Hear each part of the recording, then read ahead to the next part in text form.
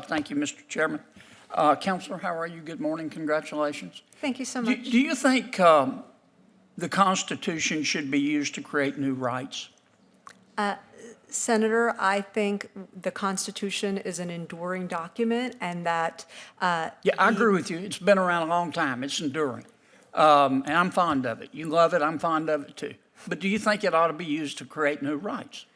Senator, I think it is constantly being interpreted, and the Supreme Court has, through the 230 years of jurisprudence, has found rights in it. Yeah. And if I am confirmed as an appellate judge, I would faithfully apply Supreme Court precedent. Yeah. But are you going to use it to try to create new rights? Senator, appellate court judges don't create new rights. They take the record below them. Sure they do, Counselor. We've both been at this a long time. They do it all the time. And then it goes up to the Supreme Court, and the Supreme Court says yay or nay, or sometimes they don't say anything.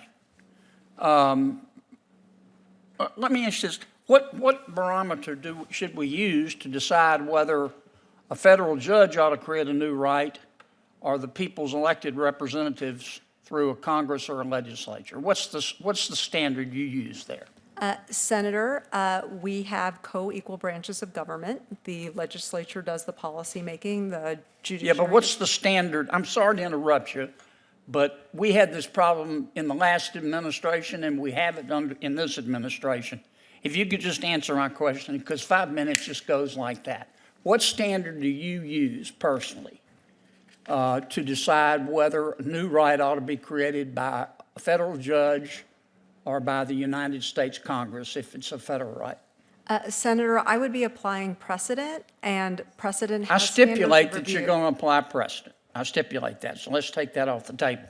What standard should be used to determine whether a new right ought to be created by a court, a federal judge, unelected, appointed for life, or a United States Congress? Senator, appellate courts have standards of review when looking toward lower court decisions, and I would apply Come on, that Counselor, standard. you're not answering my question. It's a real simple question, and you're very smart, and you know what I'm asking. You believe in a living Constitution, okay? I get that.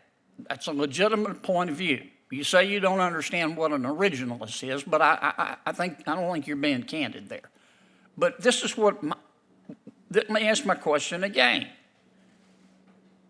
What standard should be used to decide if you're going to create a new right in the Constitution, whether that right ought to be created by a federal judge or the people's elected representatives? Very simple. Senator, the federal courts are of limited jurisdiction. The appellate courts sit in between a Supreme Court. Okay, you're not going to answer it. I get it. When you were at the Brennan Center, you're still there, right? I'm on leave, sir. Okay, well, but when you were there, did you advocate federal courts create new rights under the Constitution? No, sir. You never did? No, sir. Okay. The right to vote is protected in the Constitution, and it's protected. So you never asked for new rights, you just said they're already there? Yes, sir. Okay. How do you know a right's already there if it's not explicit? In the case of voting? No, just in general. If I read your resume and it's not, something's on there, well, that's a bad example.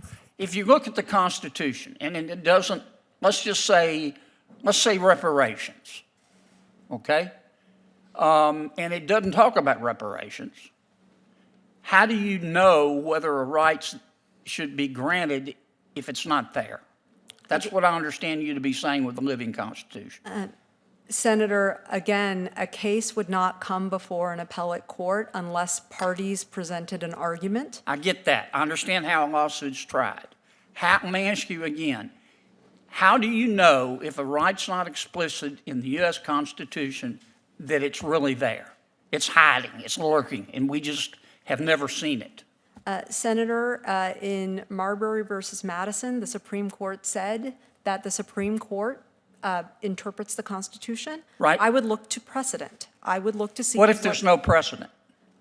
There's always some precedent. See, here's my problem, Counselor. This is where I think you're headed. I think what you want to do on the federal bench is advance a social agenda and rewrite the Constitution every other Thursday to advance a social agenda that you can't get by the voters through their elected representatives. Senator. Now, that's a legitimate thing to be for. This is America. You can believe what you want, but you spent your whole career doing that. And it bothers me that you're not defending that here, that you're dodging my questions. Senator. You're not the only nominee who's done that. It happened under the prior administration. It must be something in the water at the White House. But I'd respect you a lot more if you just up front said it. Senator, I believe in the value of precedent. I think it makes our system. So do I, but that's got nothing to do with our discussion. We both know that. And I understand that you've been advised to say precedent, precedent, precedent. When in doubt, is it raining outside? Precedent. But it inhibits our ability to have a rational discussion. Thank you, Mr. Chairman.